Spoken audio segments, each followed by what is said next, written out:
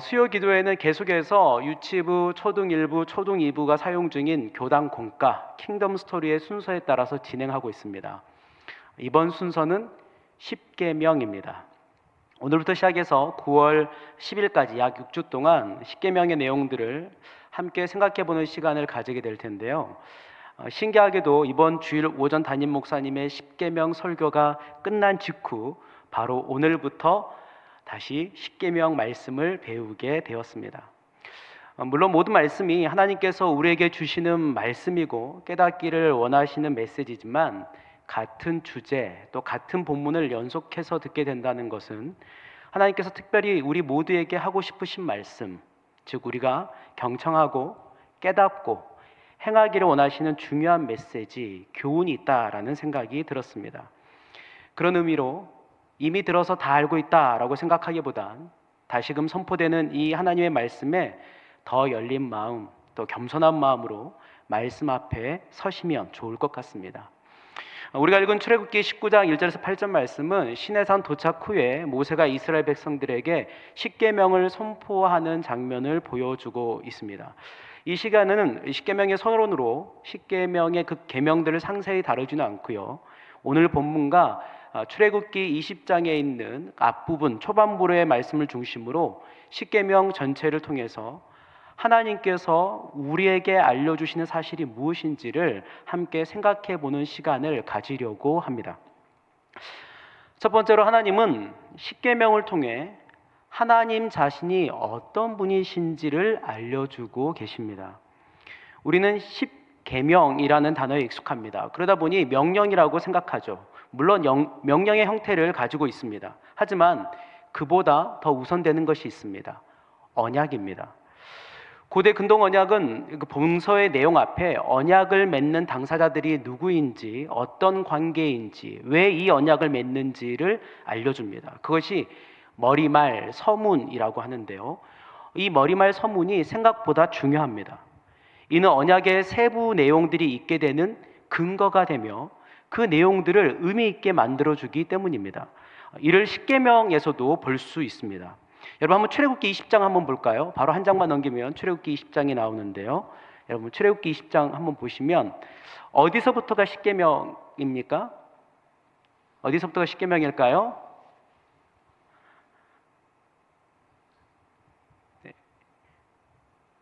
네, 저를 보시지 마시고 보면 십계명은 출애굽기 20장 2절부터입니다. 십계명의 세부적인 내용이 3절부터 시작되는 것이죠.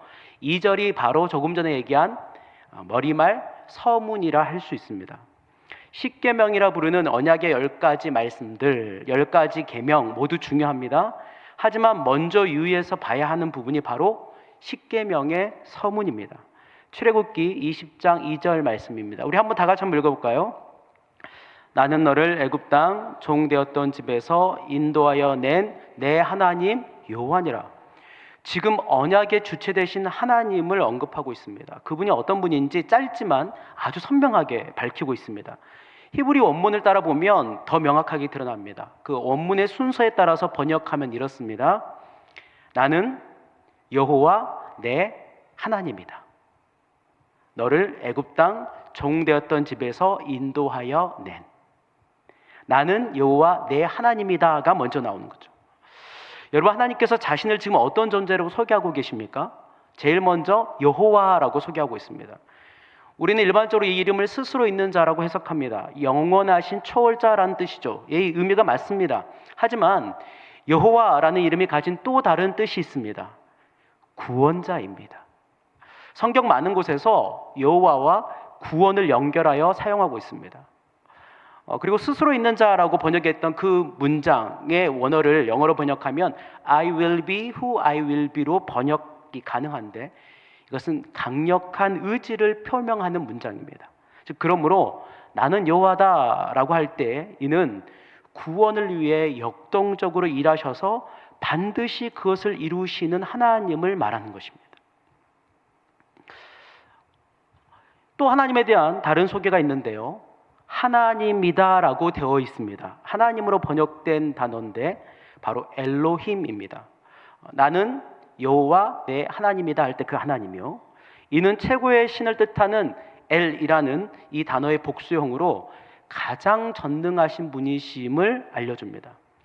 여러분, 하나님의 전능하심을 보여준 대표적인 구절이 어디 있습니까? 우리 모두가 암송하는 구절인데요. 그렇죠. 창세기 1장 1절. 태초에 하나님이 천지를 창조하시느니라. 이때 태초에 하나님, 태초 엘로힘이 천지를 창조하시느니라 말합니다. 즉 하나님은 온 우주 만물을 완벽하게 완전하게 창조하신 권능과 능력의 존재이십니다. 지금 여러분, 하나님께서 이스라엘 백성들에게 자신을 소개하고 계시는데 이 두 가지를 이어보면 이렇습니다. 자신은 가장 위대하고 전능한 구원자이다. 여러분, 단지 말뿐만이 아닙니다. 하나님은 이미 이를 이스라엘 백성들로 하여금 경험하게 해주셨습니다. 이를 경험하게 된 대표적인 사건이 무엇입니까? 바로 애굽이지 않습니까? 애굽은 억압과 핍박의 장소입니다. 심지어 바로의 말 한마디면 갓난아기를 차가운 나일강에 던져야 하는 고통과 슬픔의 땅입니다. 그럼에도 불구하고 그 누구도 탈출할 수 없던 곳이 애굽이죠. 그런데 하나님께서 이스라엘을 그 죽음의 땅인 애굽에서 구원해 내셨습니다. 그냥 구원하신 것이 아닙니다. 10가지 재앙으로 이스라엘을 괴롭히던 애굽 사람들과 그들이 섬기던 신들을 심판하셔서 또 온갖 보물들과 가축들을 가지고 떵떵대며 애굽을 나오게 만드셨습니다. 뿐만 아니죠. 홍해 도하 사건을 통해 장정만 60만 명이 넘는 이스라엘을 마른 땅으로 안전하게 건너게 하시고 바로와 그 병거와 군대들은 수장시켜 버리셨습니다. 정말 놀라운 기적이죠. 하나님께서 지금 너를 애굽 땅 종되었던 집에서 인도하여 낸이라고 말씀하시며 하나님께서 그들을 위해 하신 일을 기억하게 하시고 하나님 자신이 정말 위대하시고 전능하신 구원자이심을 지금 그들에게 다시 듣게 하고 계시는 것입니다. 그런데 여러분, 이것이 전부가 아닙니다. 이 십계명 선문뿐 아니라 그전 신의 산 반포를 통해 하나님은 자신의 또 다른 모습을 알려주고 계십니다. 여러분, 한번 보십시오. 20장 2절 보면, 출애굽기 20장 2절에 보면 나는 여호와 하나님이다 라고 표현하지 않았습니다. 나는 여호와 내 하나님이다 라고 표현했습니다. 내, 너의 라는 이 부분이 별것 아닌 것 같지만 정말 중요한 표현입니다. 이것은 속함을 말합니다. 특별한 관계를 말합니다. 소중함을 뜻합니다. 내, 나의 이 표현의 여부에 따라서 감정이 달라집니다. 여러분, 그렇게 볼 때 하나님께서 내 하나님이다 라는 이 구절에 이스라엘 향한 그 하나님의 애정이 느껴지지 않습니까? 이스라엘 향한 하나님의 이 마음을 볼 수 있는 또 다른 구절이 오늘 본문 출애굽기 19장 4절 말씀입니다. 내가 애굽 사람에게 어떻게 행하였음가? 내가 어떻게 독수리 날개로 너희를 업어 내게로 인도하였음을 너희가 보았느니라. 독수리 날개로 너희를 업어 내게로 인도하였다. 이것은 독수리가 새끼를 보호하는 것에 비유하는 표현입니다. 세심하고 보호 본능이 강한 모성을 말하는 것이죠. 네, 맞습니다. 하나님께서 이스라엘 백성들을 애굽에서 구해내시기만 한 것이 아니었습니다. 낮에는 구름기둥, 밤에는 불기둥으로 그들을 떠나지 않고 함께 하시며 그 걸음을 세밀하게 인도하셨습니다. 그런데 사실 여러분, 이것은 잘 이해가 안 되는 일입니다. 왜냐하면 세상적으로 볼 때 이스라엘은 그럴 대우를 받을 만한 존재들이 아니었기 때문입니다. 그들은 애굽의 로얄 패밀리들이 아니었습니다. 존귀한 자들이 아니었습니다. 말 한마디에 죽임당했던 당시 기준으로 볼 때 가장 가치 없는 자들이 이스라엘이었습니다. 그런 이스라엘 위에 하신 하나님의 일이 너무나도 어마어마하고 놀랍지 않습니까? 그렇다면 여러분, 왜 하나님께서 이렇게 하셨을까요? 무엇이 이것을 이렇게 하게 만들었습니까? 바로 이스라엘 향한 이해할 수 없는 우리 하나님의 사랑 때문입니다. 그 하나님의 사랑이 아니고서는 이스라엘에게 일어난 이 어마어마한 일들을 다 이해할 수도 설명할 수도 없는 것이죠. 이를 단 한마디, 내 하나님, 내 하나님이라는 이 표현에 담으신 것입니다. 그래서 신명기 33장 29절은 이렇게 말씀하고 있습니다. 이스라엘이여, 너는 행복한 사람이라. 여호와의 구원을 너같이 얻은 백성이 누구냐? 네, 그렇습니다. 여러분, 이분이 우리 하나님이십니다. 하나님은 위대하시고 전능하신 구원자이실 뿐 아니라 자기 백성을 사랑하시어 세밀하게 인도하시는 분이십니다. 그 하나님께서 지금 모든 이스라엘 백성들 앞에서 자신이 그런 존재임을 선포하고 계십니다. 그런데 여러분, 여기서 우리가 한 가지 질문을 해볼 필요가 있습니다. 왜 하나님께서 이스라엘 백성들에게 자신이 여호와 그들의 하나님이심을 선포하고 있을까요? 단순히 이것이 언약의 서문 때문이기 때문입니까? 아닙니다. 하나님께서 지금 이스라엘 백성들에게 자신이 여호와 너희들의 하나님이라고 선포하고 계시는 것은 자신의 백성들이 하나님 자신을 제대로 알기를 간절히 바라셨기 때문입니다. 왜냐하면 하나님이 어떤 분이신지 제대로 알 때에 헛된 것들을 붙들지 않기 때문입니다. 인생의 거대한 문제들 앞에서 낙심하고 절망하고만 있지 않기 때문입니다. 도울림 없는 무능한 것들을 의지하지 않기 때문입니다. 그래서 호세아 4장 6절에 내 백성이 지식이 없으므로 망하는도다라고 말하고 있듯이 하나님을 제대로 알아야 그 인생이 망하지 않기 때문이죠. 이는 지금도 마찬가지입니다. 하나님 그 무엇보다 우리가 하나님을 제대로 알기를 원하십니다. 어떤 하나님이십니까? 예수 그리스도의 그 십자가를 통해 우리를 죄와 저주와 사망에서 자유케 하신 구원해내신 그 하나님이십니다. 뿐만 아니라 우리를 독수리 날개로 업은 같이 우리의 삶을 보호하시고 인도해 가시는 사랑의 하나님이십니다. 네, 맞습니다. 하나님은 무엇보다 사랑하는 우리가 그 하나님을 정말 제대로 알기를 바라십니다.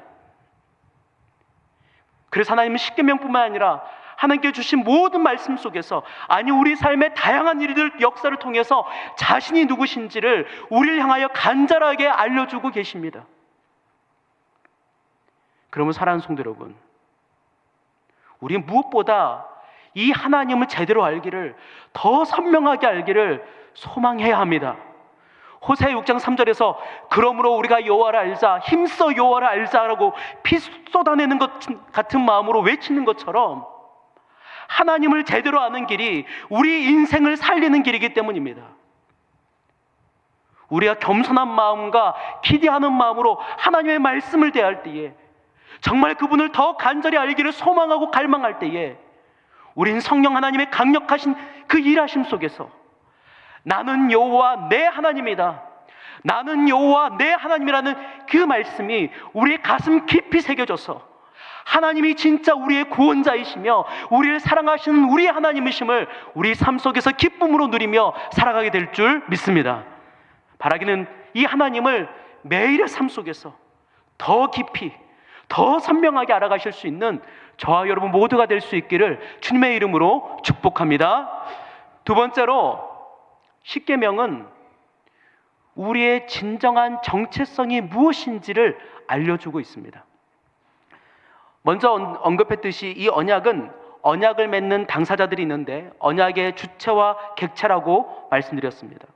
먼저 우리는 언약의 주체이신 하나님의 어떤 분이신지를 살펴보았습니다. 여호와 내 하나님이시죠. 그 외에 또 다른 언약의 당사자, 언약의 대상이 있는데요, 바로 이스라엘입니다. 십계명의 서문과 또한 이 십계명을 반포하기 전 오늘 출애굽기 19장의 본문을 통해서 우리는 이스라엘이 어떤 존재인지를 알 수 있습니다. 여러분, 이스라엘이 어떤 존재였습니까? 출애굽기 20장 2절에 보면 나는 너를 애굽 땅 종되었던 집에서라고 합니다. 애굽인들의 종이었습니다. 여러분, 이것이 이스라엘의 신분이었습니다. 나아가 그들이 스스로 판단하는 자신의 정체성이었습니다. 사실 이스라엘은 뼛속까지 노예 근성이 박혀있는 자들이었습니다. 이를 그들의 말과 행동에서 알 수 있습니다. 여러분, 민수기 14장에 보면 이스라엘의 역사를 바꾸는 결정적인 사건이 하나 나옵니다. 바로 가데스 바네아 사건입니다. 여리고를 정탐한 후 10명의 정탐꾼이 부정적 보고를 합니다. 그것 때문에 일어난 사건이죠. 무엇이라고 합니까? 거대한 가나안의 아낙 족속을 보았고 우리는 메뚜기 같았더라. 이에 이스라엘 백성들이 그들의 인생을 바꾼 한 말, 애굽으로 돌아가는 것이 낫지 않느냐, 한 지휘관을 세우고 애굽으로 돌아가자였습니다.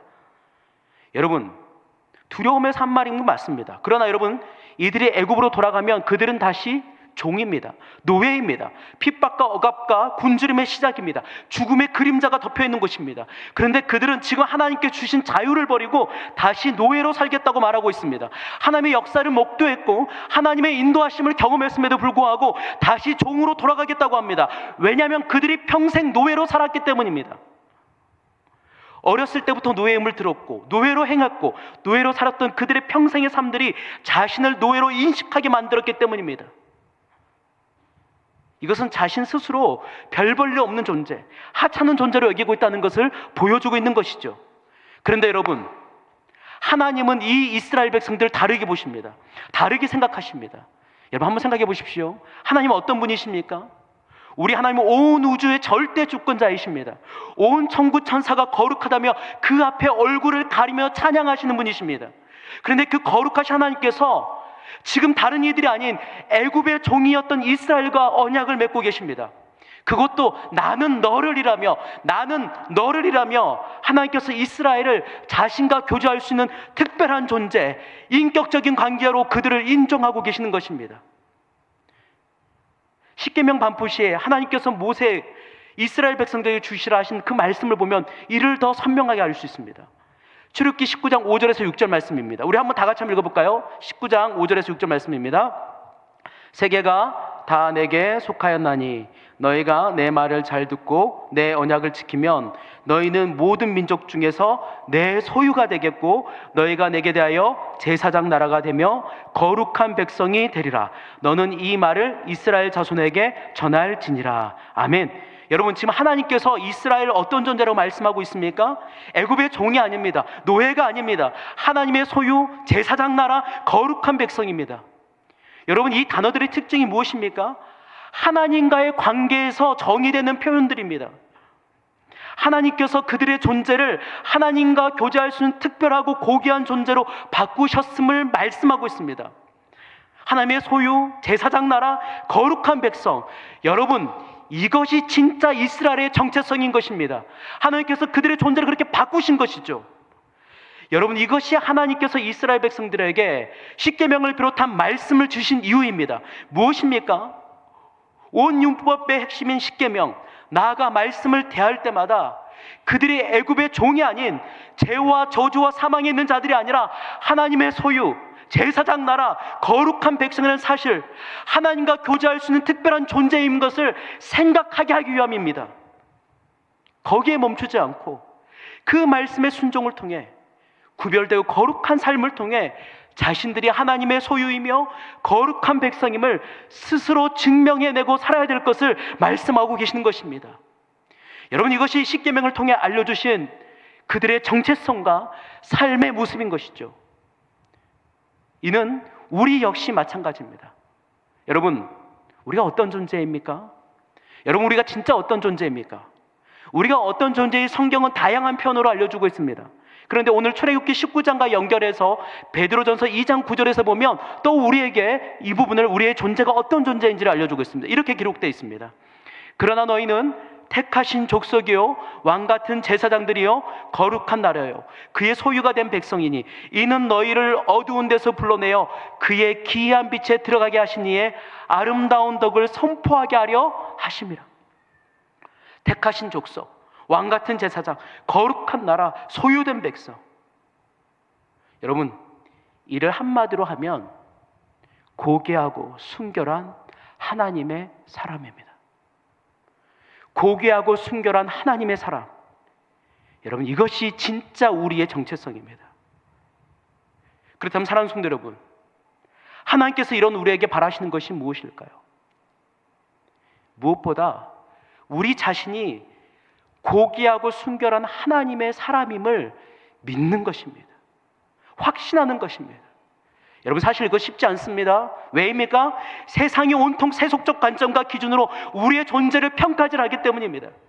그것이 우리의 진짜 존재인 것처럼 계속 우리에게 말하여 세뇌시키기 때문입니다. 여러분, 그것에 속아서는 안 됩니다. 세속의 기준에서 자신의 존재를 평가하기 시작하면 교만하여 넘어지거나 낙심하여 실망하여 무너지기 때문입니다. 물론 사회와 세상에서 각자의 직업과 역할에 따라 붙여지는 호칭이 있습니다. 그것 중요합니다. 하지만 이보다 더 우선하고 본질적인 정체성은 하나님과의 관계 안에서의 우리의 정체성입니다. 고귀하고 순결한 하나님의 사람. 고귀하고 순결한 하나님의 사람. 여러분, 이것이 우리의 진짜 정체성입니다. 이 정체성을 기억해야 넘어지지 않습니다. 이 정체성을 기억하면 무너지지 않습니다. 우리가 이 치열하고 우리를 헷갈리게 하는 이 세상 속에서 우리의 정체성을 잊지 않고 살아가기 위한 좋은 방법, 그것은 매일, 아니 삶의 순간순간마다 하나님의 말씀 앞에 서는 것입니다. 여러분, 세상 앞에 서 있으면 세상의 정체성이 전부인 것처럼 착각할 수 있지만, 말씀 앞에 서면, 살아계신 하나님 말씀 앞에 서면 그 하나님의 말씀이 우리가 고귀하고 순결한 하나님의 사람임을 계속해서 말씀해 주기 때문입니다. 그 말씀을 펼 때마다 우리가 그런 존재임을 계속해서 우리에게 외치기 때문입니다. 그래서 여러분, 우린 때마다 시마다 하나님의 말씀을 펴야 되는 것입니다. 뿐만 아니라 이와 더불어 하나님의 사람이 우리에게 하나님께서 바라시는 것이 있습니다. 그것은 하나님의 소유, 제사장 나라, 거룩한 백성이라는 이 정체성을 우리의 삶의 모든 현장에서 증명해내며 살아가는 것입니다. 바로 말씀대로 순종하는 것이죠. 십계명으로 대표되는 하나님의 말씀에 순종하는 삶은 우리가 고귀하고 순결한 하나님의 사람이라는 우리의 정체성을 증명하는 것입니다. 네, 맞습니다. 사실 우리의 삶은, 우리의 삶의 모든 순간은, 우리가 살아가고 있는 모든 삶의 현장은 우리가 하나님의 사람임을 증명할 수 있는 기회입니다. 어렵지만, 힘들지만 우리의 삶의 모든 현장에서, 모든 순간에서 하나님의 말씀에 순종하며 나아갈 때 하나님은 우리의 그런 삶을 통해 하나님께서 영광을 받으시는 것입니다. 그러므로 사랑하는 성도 여러분, 삶의 모든 현장에서, 삶의 모든 순간마다 우리가 세상이 말하는 그런 존재들이 아니라 하나님이 말씀하신 고귀하고 순결한 하나님이라는 사람이라는 이 정체성을 여러분 기억하시기 바랍니다. 그러기 위해서 말씀 앞에 수시로 서시기 바랍니다. 헷갈리고 흔들릴 때마다 다시 하나님의 말씀을 펴시기 바랍니다. 하나님의 말씀이 하나님의 소유, 제사장 나라요, 거룩한 백성임을 우리에게 선명하게 말씀해 주실 것입니다. 뿐만 아니라 십계명으로 대표한 하나님의 말씀대로 사람을 통해 사람들과 세상 앞에서 우리가 세상에 속한 자가 아니라 하나님께 속한 자요, 하나님의 고귀하고 순결한 하나님의 사람임을 증명해내기 위해 힘쓰시기 바랍니다. 완벽하게 이루어낼 수는 없지만, 온전하게 우리가 퍼펙트하게 할 수는 없지만, 우리가 이런 거룩한 소망을 품고 달려갈 때 도우시는 성령님으로 인하여 우리가 하나님께 속한 고귀하고 순결한 자임을 성령님께서 드러나게 하실 줄 믿습니다. 바르게 삶의 모든 현장에서 우리의 존재됨을 바르게 기억하고 그 삶을 살아내실 수 있는 저와 여러분 모두가 될 수 있기를 주님의 이름으로 축복합니다.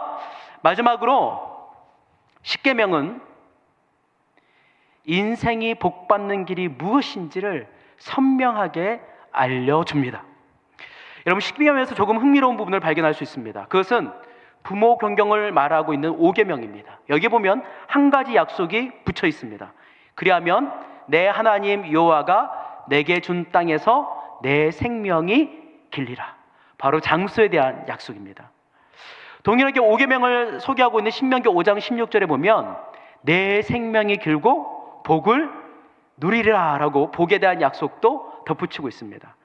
장수와 잘됨의 복이죠. 사실 이것은 이 땅을 살아가는 모든 사람들의 바람입니다. 복을 누리며 오래 사는 것, 그렇지 않습니까? 그렇다면 여러분, 이 5계명만이 복을 누리는 방법인가요? 아닙니다. 모든 말씀이 하나님의 복을 받을 수 있게 하는 통로입니다. 왜냐하면 십계명은 전체 말씀의 요약이기 때문입니다. 즉 십계명은 우리 인생에 어떻게 하나님의 복을 받을 수 있는지를 핵심 요소만 알려주는 가이드북이자 그 복받는 길로 갈 수 있도록 안내하는 표지판입니다. 이를 에발산과 그리심산의 선포에서 더욱 잘 볼 수 있습니다. 신명기 11장 29절에 보면 하나님께서 모세에게 그리심산에서 축복을 선포하고 에발산에서 저주를 선포하라고 말씀하십니다. 하나님께서 어떤 삶이 복받는 삶이고 어떤 삶이 고통당하는 삶인지를 이스라엘 백성들에게 알려주시는 것이죠. 그런데 보면 그 저주를 받는 그 본문들이 훨씬 더 깁니다. 근데 여러분, 하나님께서 지금 복과 저주를 말씀하신 이유가 무엇입니까? 그 많은 저주를 말씀하신 것은 이스라엘을 겁주기 위하여 하신 말씀이 아닙니다. 하나님께 이것을 말씀하신 것은 제발 복 받고 잘 살라는 뜻입니다. 바른 삶을 통해 하나님의 복을 받고 살기를 바라시는 것, 그것이 하나님의 마음인 것이죠. 성경 곳곳에 이 마음이 드러납니다. 그중 하나만 읽어드리겠습니다. 이를 신명기 6장 24절 말씀입니다. 여호와께서 우리에게 이 모든 규례를 지키라 명령하셨으니 이는 우리가 우리 하나님 여호와를 경외하여 항상 복을 누리게 하기 위하심이며 또 여호와께서 우리를 오늘과 같이 살게 하려 하심이라. 항상 복을 누리게 하십니다. 여러분, 그렇다면 십계명으로 대표되는 하나님의 말씀을 순종할 때 어떤 복을 받을까요? 신명기 28장에 보면 그리심산에 선포된 놀라운 복들이 기록되어 있습니다. 그 중에 일부만 읽어드리겠습니다. 그래도 깁니다. 이렇습니다. 내가 내 하나님 여호와의 말씀을 삼가 듣고 내가 오늘 내게 명령하는 그의 모든 명령을 지켜 행하면 내 하나님 여호와께서 너를 세계 모든 민족 위에 뛰어나게 하실 것이라. 내가 내 하나님 여호와의 말씀을 청정하면 이 모든 복이 내게 임하며 내게 이르리니 성읍에서도 복을 받고 들에서도 복을 받을 것이며 내 몸의 자녀와 내 토지의 소산과 내 짐승의 새끼와 소와 양의 새끼가 복을 받을 것이며 내 광주리와 떡반죽 그릇이 복을 받을 것이며 내가 들어와도 복을 받고 나가도 복을 받을 것이니라. 여호와께서 명령하사 내 창고와 내 손으로 하는 모든 일에 복을 내리시고 내 하나님 여호와께서 내게 주시는 땅에서 내게 복을 주실 것이며 여호와께서 내게 맹세하신 대로 너를 세워 자기의 성민이 되게 하시리니 이는 내가 내 하나님 여호와의 명령을 지켜 그 길로 행할 것임이니라. 아멘. 내 말씀대로 살아가는 길, 이것이야말로 다양한 복을 받아 누리는 것이죠. 네, 지금도 마찬가지입니다. 왜냐하면 야고보서 1장 17절에서 온갖 좋은 은사와 선물이 다 위로부터 빛들의 아버지께로부터 내려오나니 라고 알려주고 있는 것처럼 이 땅의 모든 좋은 것들은 다 하나님께 속한 것이며 하나님께서 주실 수 있는 것이기 때문입니다. 그러므로 하나님의 말씀에 순종하며 살아갈 때 우리는 이 땅의 사람들이 그토록 추구하고 소망하는 그 외적 내적인 복을 맛보며 살아갈 수 있는 것이죠.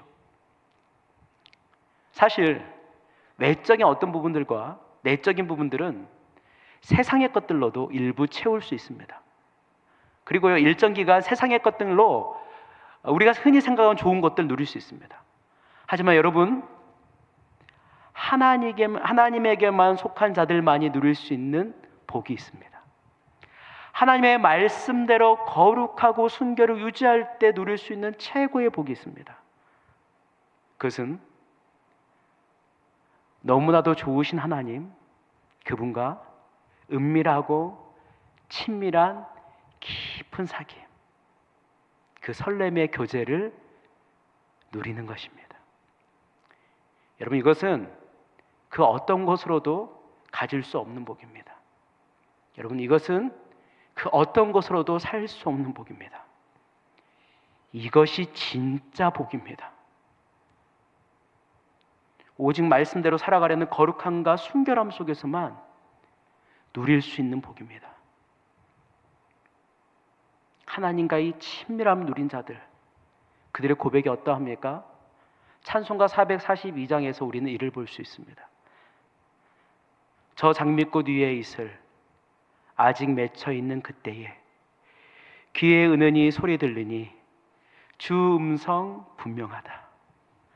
주님 나와 동행을 하면서 나를 친구 삼으셨네. 우리 서로 받은 그 기쁨은 알 사람이 없도다. 너무나도 좋으신 이 하나님과의 사귐과 동행에서 오는 참 기쁨과 평안은 이 세상 그 어떤 것으로 맛볼 수 있는 것이 아닙니다. 이 세상 그 무엇으로 줄 수 있는 것으로 대체할 수 없습니다.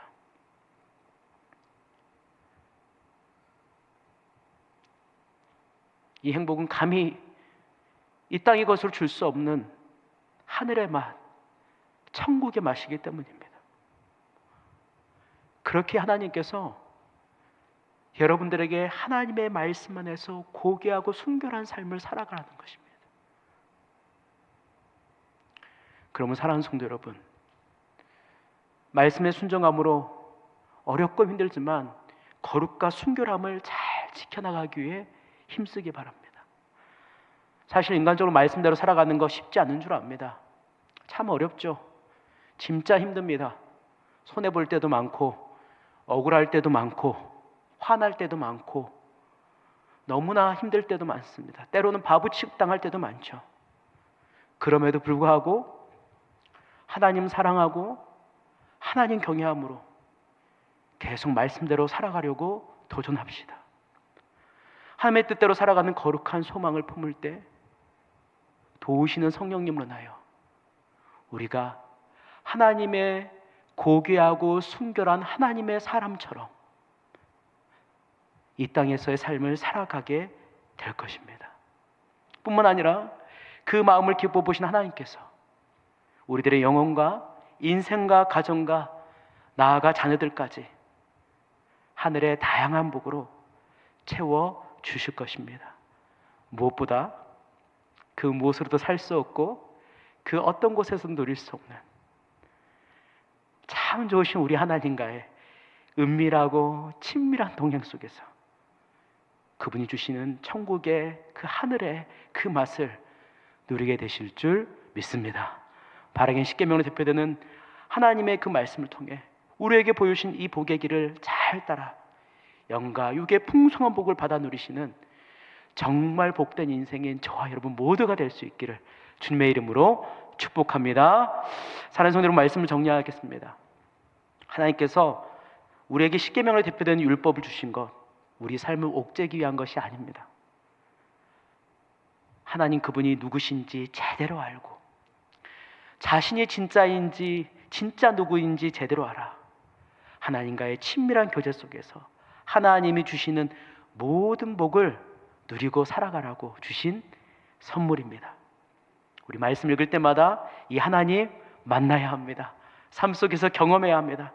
뿐만 아니라 우리를 헷갈리게 하는 이 세상 한복판에서 말씀을 통해 우리의 진짜 정체성, 하나님의 고귀하고 순결한 사람임을 항상 기억하고 이 말씀대로 살아감을 통해 하나님이 주시는 그 놀라운 복들을 누리며 살아가야 합니다.